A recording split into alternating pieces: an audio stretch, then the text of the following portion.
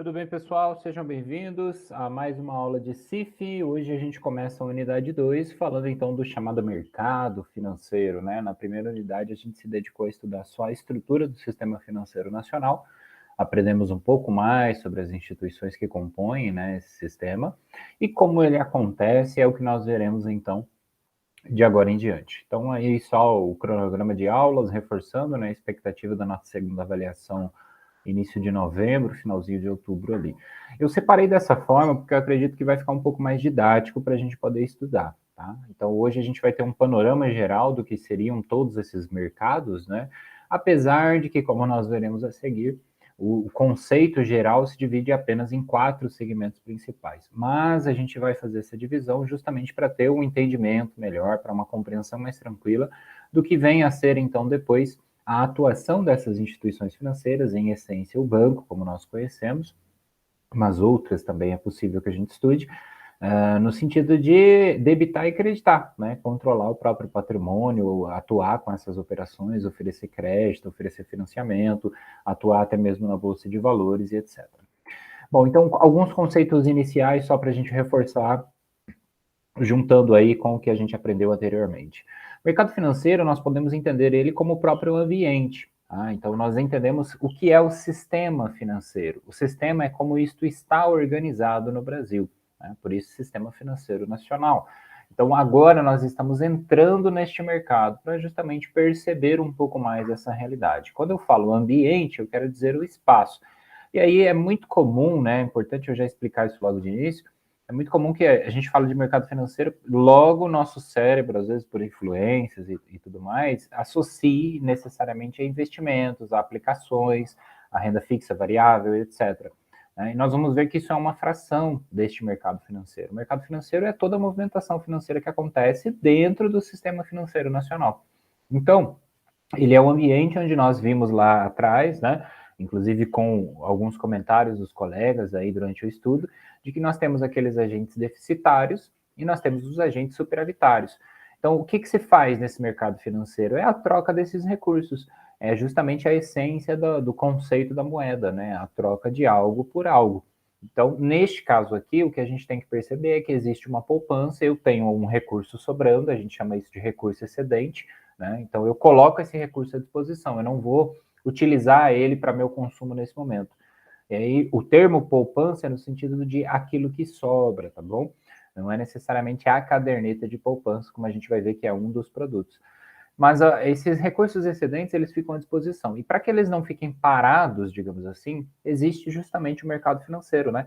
Vai fazer essa disponibilização, o direcionamento, a organização. Então, eu pego lá tudo que está sobrando, da mão de quem tem sobrando, e repasso isso para quem precisa daquele recurso para fazer um investimento, para financiar ali um trabalho, para construir mais capital em cima disso. Então a gente vai ter os emissores, normalmente, né, no mercado financeiro, a gente tem os agentes intermediários, que é quem fazem esse papel de deslocamento do recurso, e ainda os próprios investidores, que são aqueles que fazem a aquisição, né? Então, quem seriam os emissores no raciocínio anterior? Aqueles que estão precisando do recurso. Quem são os investidores? Aqueles que vão dispor desse recurso, que possuem uma poupança. Né? Por isso que a gente acaba associando muito com aplicação financeira, com título, com apenas valores imobiliários, porque a gente acha que mercado financeiro é só isso. Mas, na verdade, quando você coloca o seu dinheiro no banco, a gente já estudou um pouquinho mais da estrutura, né, do sistema dos bancos e das formas que eles podem se organizar, a gente percebeu que aquele recurso ele não fica lá guardado dentro de um cofre, ele circula, ele é emprestado para quem se faz necessário naquele momento, quem está na fila para receber. Então, a circulação é o que garante essa manutenção da economia. E aí, os agentes intermediários, leia-se agências ou instituições financeiras, né? Normalmente a gente conhece elas como bancárias e não bancárias, mas é comum também usar essa expressão aplicando exclusivamente ao banco. Tá? Aqui não é necessária uma distinção tão grande nesse primeiro momento. Mas eles fazem esse papel, como a gente viu, assim como uma empresa executa lá a comercialização de uma mercadoria, a prestação de um serviço. Né? Então, a ideia aqui é que a gente entenda o quê? O segundo conceito básico, além da noção de mercado, que alguém vai emprestar, alguém vai receber. Quem intermedia faz isso pelo conceito do que a gente chama de spread, né? Que seria mais ou menos essa taxa ou a diferença, em essência, de você pegar lá R$ 1 emprestado de alguém que tem sobrando e emprestar aquele recurso com a garantia, assumindo o risco, né, para outra pessoa que não tem, a 1,20. Né? Então você vai passar para ela R$ 1, mas vai receber de volta 1,20. Devolve para quem você pegou de origem no início e fica com os 20 centavos, que seria o spread, a diferença. Isso muitas vezes é apresentado como taxa, né, como índice, como percentual, ou até mesmo como valor em espécie. Normalmente é uma taxa, né? E aí é só para a gente entender, porque quanto maior o risco, né, se eu sei que a chance de eu não receber aquilo de volta e eu ter que pagar de toda forma assim é muito grande, eu não vou emprestar 1,20, eu vou emprestar R$ 2. E aí é mais ou menos a mecânica do negócio, do mercado como um todo. Então, resumindo, é o ambiente, tá? Então, tudo que envolve aí uma transação financeira está dentro do mercado financeiro, tá? Uma coisa é a gente classificar por produtos, por segmentos e tudo mais, mas de regra geral, toda a instituição que está de alguma forma associada à parte financeira do sistema financeiro nacional, como agente operador, como agente normativo que nós vimos, está relacionada ao mercado financeiro. E aí nós temos esses tipos de segmentos, né, que seriam os grandes grupos, digamos assim. Então, quando a gente fala mercado financeiro, a gente está falando do mercado monetário, a gente está falando também do mercado de crédito, do câmbio e de capitais.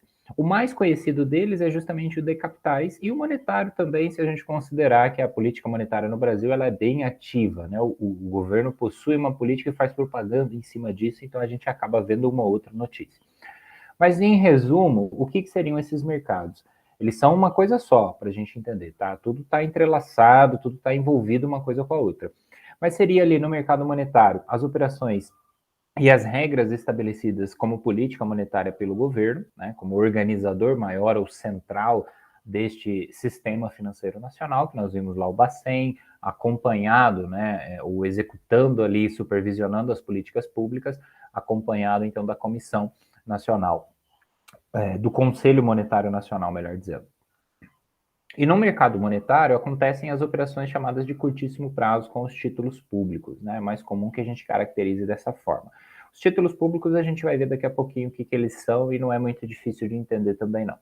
O mercado de crédito são as operações de fornecimento de crédito, né? A gente chama isso de empréstimo na nossa linguagem popular. O mercado de câmbio é a troca de uma moeda pela outra, né? Como vocês bem sabem, o real ele não tem o mesmo peso e valor que o dólar, no sentido de o quanto vale aquele pedacinho de papel, né?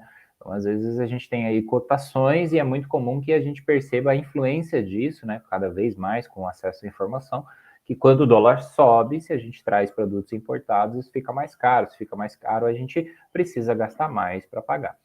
E o mercado de capitais seriam ali as atividades que é o que geralmente a gente reconhece, né? São títulos de dívida, de certa maneira, emitidos aí normalmente por empresas, né? É a própria Bolsa de Valores, a chamada B3, regulada aí pela Comissão de Valores Mobiliários, mas não só as ações, tá? É importante esclarecer isso. Existem vários tipos de produtos que nós vamos ver a seguir. Então, basicamente, seriam os 4 segmentos, os 4 grandes segmentos ou tipos de mercados que nós temos dentro desse mercado financeiro. Então, quando eu falo mercado financeiro, eu estou falando de todo mundo junto. E aí, os produtos que normalmente a gente tem acesso e acaba conhecendo seriam produtos no sentido de captação de recurso. Tá? Então, para que a gente tem lá uma conta bancária? Por que o banco oferece para você a disponibilidade de guardar o seu dinheiro lá? Ele faz isso para usar aquele recurso, ele está captando recurso para disponibilizar, para direcionar esse recurso para quem não tem naquele momento. Tá? Então, o raciocínio ainda é o mesmo. Então, aí eu coloquei aqui, resumidamente, depósito à vista, depósito a prazo, depósito de poupança. Depósito à vista é o que a gente chama de conta corrente. Eles normalmente não são remunerados. Se você deixar lá 30 dias o seu dinheiro na conta corrente, ele ficou à sua disposição 30 dias e essa é a obrigação que o banco tem, né, de devolver esse dinheiro quando necessário. Ele age como um agente de custódia, te cobra lá, sei lá, uma taxa mensal de R$ 50, por exemplo, para você manter aquele dinheiro lá. É como se fosse de fato um cofre que você pode acessar, né? E aí o depósito a prazo, ele já é um pouquinho diferente. Por quê? Porque ele pressupõe essa ideia de remuneração. A gente chama isso de certificado de depósito bancário. É você deixar o dinheiro com a condição de fazer um resgate somente no futuro. Então, os próprios bancos oferecem muito, resumindo, oferecem os CDBs, né, o certificado de depósito bancário. Se você abrir o seu aplicativo, aí você vai ver que tem a opção de fazer esse investimento, né? E é considerado assim por causa disso, porque você vai disponibilizar aquele dinheiro, você vai emprestar, o banco vai captar esse recurso, vai te pagar lá uma remuneração que ele acha justa, né, e vai emprestar esse dinheiro cobrando uma remuneração para um terceiro. Então você vira o poupador, neste caso, no raciocínio anterior, né, aquele que possui recurso excedente. E alguém que está precisando desse mesmo valor vai fazer esse contrato com o banco. Aí, às vezes, o que ele vai fazer? Ele vai juntar o meu pequeno valor com o seu pequeno valor e vai oferecer um valor maior para quem precisa de um valor maior naquele momento. Então, o CDB é o depósito a prazo, são muito comuns assim. Existem também os recibos, né? Que aí cada um deles tem sua regra básica, enfim, características específicas, e conforme a gente for fazendo aí as aulas a seguir dos mercados em específico, a gente vai vendo os exemplos e trabalhando com eles. Depósito de poupança vai ser a famosa caderneta de poupança, né? Tem esse nome, inclusive, porque antigamente era dado ali um caderninho para você ir fazendo as anotações, né? Ou o banco fazer as anotações, registrando, fisicamente falando.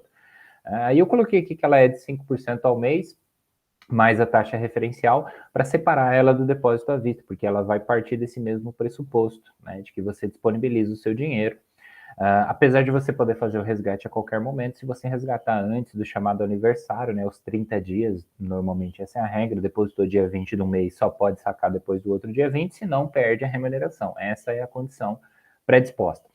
E ela é muito semelhante a uma conta corrente no sentido de livre movimentação. Você pode pagar conta, você pode efetuar outras atividades que uma conta corrente também faz. Né? Normalmente o pessoal do banco não cobra taxa para você manter uma conta poupança. Aí depende muito de cada instituição e tudo mais. Mas assim, não é para a gente analisar se vale ou se, vale a pena, se não vale a pena, enfim, é só para entender a caracterização de cada um deles.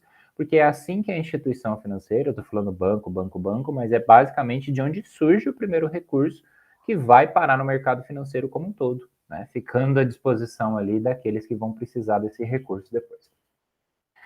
Aí a gente vai ter também as letras de câmbio, né, que é um chamado instrumento de renda fixa. Ele vai ser referenciado pelo CDI, né, o Certificado de Depósito Interbancário, entre os bancos, né, de prazo semelhante ao próprio CDB.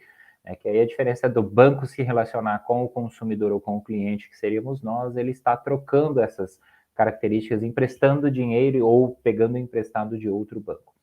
E aí as letras de câmbio são mais ou menos relacionadas a isso. Basicamente, elas funcionam basicamente para poder equilibrar ali, de certa maneira, equacionar esses depósitos interbancários. As letras financeiras que a gente pode citar também são títulos de dívida. Né? O que são títulos de dívida? Eu possuo o direito de receber algo, pensa lá nos conceitos contábeis. E eu transfiro esse direito antecipando, né? Antecipando aquele recurso. Então, eu vou receber R$ 1.000 daqui 10 anos. Eu não quero esperar 10 anos. Eu tenho alguém que tem essa disponibilidade de esperar. Eu antecipo isso para adiantar, por exemplo, R$ 500. E aquela pessoa fica com aquele meu direito a receber uma dívida, né? A receber algo nesse sentido. Letra hipotecária, para diferenciar de letra financeira, resumidamente, as hipotecárias vão estar relacionadas ao sistema financeiro de habitação, portanto, né, aos imóveis, de certa maneira, são lastreados justamente nesses financiamentos que são concedidos. Tá? E aí existe também os próprios CDIs, né, em específico, que é um instrumento que é utilizado por essas instituições para poder medir ali o grau, porque o banco nem sempre ele vai ter todo aquele recurso, às vezes ele emprestou mais do que deveria. Né? Imagina se todo mundo do seu banco nesse momento fosse lá e sacasse o dinheiro. Ele precisaria pegar emprestado esse montante de alguém, porque é um direito seu ir lá e sacar da conta corrente, por exemplo, e ele precisaria repor esse montante. Então aí ele assumiria essa dívida. Ele corre esse risco todos os dias, digamos assim, né? E para manter esse equilíbrio, para não faltar dinheiro, que é o seu direito lá como consumidor, como cliente daquela instituição, muitas vezes os bancos emprestam entre si. A gente vai ter as ações, né, que são muito comuns, também bem conhecidas, que nada mais são do que propriedade ou parte, parcela, enfim, fração da propriedade de uma empresa, né? Debentures, que são títulos de dívida, né, emitidos também pelas empresas, sociedades anônimas, que estão normalmente com capital aberto, ou seja, estão na Bolsa de Valores, né, são nominativos, ou seja, pertencem especificamente àquele indivíduo, podem ser negociados e costumam ser de médio e longo prazo. Existe o Tesouro Direto, que são os títulos do Tesouro Nacional. Tesouro é cofre, tá? Nesse conceito aqui da legislação brasileira. Tesouro Nacional significa cofre do governo, né? E aí o governo ele faz o mesmo que as empresas, precisa de recurso, ele emite lá um título. O que é um título? É um pedacinho de papel, que diz assim, olha, eu estou recebendo R$ 1.000 do fulano, prometendo pagar para ele daqui 10 anos, R$ 1.000 mais os juros ou a remuneração, vamos colocar um termo mais específico, de R$ 100. Quando? Daqui 20 anos, por exemplo. Feito este raciocínio, a gente vai chegar à conclusão de que o governo emitiu um título, um cidadão, por exemplo, comprou aquele título, emprestou dinheiro para o governo sob a condição de que ele pague esta dívida futuramente, com a respectiva remuneração combinada entre as partes, né? Existe ainda também a ideia de captação de recursos com o desconto de títulos, né, a famosa antecipação de boletos. Então, as empresas fazem muito isso para adiantar o crédito que elas têm, faz lá uma venda a prazo e gera 10 boletos de R$ 1.000 cada um. O que ela faz? Ao invés dela esperar os 10 meses passarem, por exemplo, ela vai no banco, negocia e fala, olha, eu tenho 10 mil para receber. Você não me adianta uma parte disso e fica com esse direito de receber esse valor para você? O banco assume esse risco e fala assim, tudo bem, então eu vou te adiantar, mas pelo risco, pela condição, etc., né, define as regras de contrato e fala, vou te passar ao invés de 10 mil, apenas 8. Os 2 mil de diferença eu considero como uma taxa da operação, por exemplo, não um custo da operação. Não que sejam esses valores, tá? É só meramente exemplificando. E a gente coloca aqui duplicato e nota promissória, porque seriam as bases iniciais do que hoje a gente fala como boleto, né? Antigamente, como tudo era papel, então a gente tinha as duplicatas e nota promissória nada mais é do que nota de confissão de dívida, né? É a ideia de você prometer que vai pagar, né? Anotar aquela promessa de pagamento futuro. E a gente vai ter o próprio financiamento de capital, né, que é um comum também. Inclusive, existe o financiamento de capital por parte do governo, onde ele tem programas em específico para fomentar a economia, em que ele disponibiliza recursos e as empresas captam esse recurso através de instituições financeiras. Um exemplo muito claro que a gente poderia citar aí, não muito distante do nosso tempo, é o Finame, né, que o Pronamp agora também do Simples Nacional voltou e veio com essas características, né? É claro que daí cada produto tem a sua regrinha, tem a sua especificidade. Mas aqui é para a gente entender como funciona o processo de captação de recursos, né? E aí, caso você queira entender melhor essa dinâmica, a gente vai seguir nas próximas aulas falando um pouquinho mais de cada um desses produtos de acordo com o mercado que eles pertencem, né? Separando aí alguns mercados também para ficar um pouco mais claro, para que não fique tão muita teoria numa coisa só. E aí chegamos ao raciocínio final, que seria o seguinte: por que eu, como estudante da contabilidade das instituições financeiras, tenho que entender toda essa sistemática antes de fazer o meu débito e crédito? Porque se eu entendo a natureza da operação, eu vou saber debitar e creditar, né? Então, como é que eu deposito um dinheiro na conta bancária na perspectiva da empresa? Eu vou estar de um lado da ótica. Como é que eu faço isso na perspectiva do banco? Então, eu tenho que entender que para o banco aquele depósito representa uma obrigação, ao mesmo tempo que representa ali a sua disponibilidade de recursos para repassar isso para um agente, uma pessoa que precisa, né, daquele recurso, que naquele momento vai tomar um empréstimo dela. Então, esse controle patrimonial, ele é muito, requer muita atenção e conhecimento da natureza da operação, né? Usa-se bastante matemática financeira para cálculos de juros, cálculos de operações presentes, cálculos de operações futuras, mas a gente vai simplificar esse raciocínio. Só que fazer este trabalho de débito e crédito não é possível, não é possível aplicar o plano de contas se você não tem conhecimento da natureza das operações, né? Como aquilo reflete na visão, perspectiva, enfim, no olhar contábil da instituição financeira, né? Então, será que é bom ou ruim ter muito mais correntista? Porque pensa comigo, por uma perspectiva inicial, é muito bom se todo mundo colocou R$ 1.000 na conta corrente, 10 mil correntistas lá, me dá um montante bacana para poder financiar alguma obra. Agora, esses 10 mil vão lá e sacam esse dinheiro, eu tenho que ter esse recurso à disposição. Então, o próprio mercado foi encontrando maneiras de se reorganizar, de se regular, de fazer com que as instituições criassem, né, uma solidez ao longo do tempo, tá bom? Então, a gente vai ver esses detalhes, essas nuances a partir das aulas futuras. Quero agradecer aí a atenção de vocês, né? Desejar mais uma vez boa prova, espero que tenha dado tudo certo, né? Eu encontro vocês na semana que vem, na nossa próxima aula, para a gente continuar esse raciocínio aqui, então. Valeu? Obrigado e até a próxima.